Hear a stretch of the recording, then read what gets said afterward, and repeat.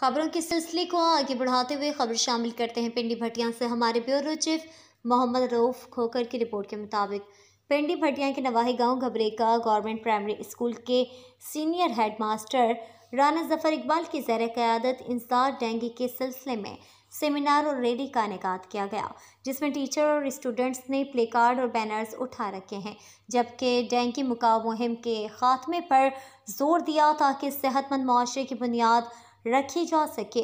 मुल्क पाकिस्तान तरक्की की राह पर गामज़िन हो सके। मज़ीद कहा कि हम आगाही सेमिनार्स और वॉक्स के ज़रिए अवाम में डेंगू से मुतालिक आगाही फैलाने की कोशिश कर रहे हैं।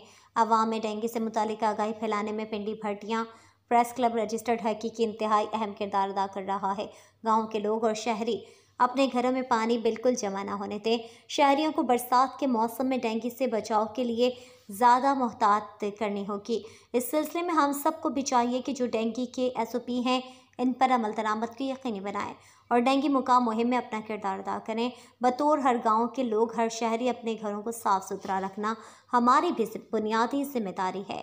मज़ीद खबरों और अपडेट्स के लिए देखते रहिए N22 न्यूज़, हर खबर सच्चाई के साथ।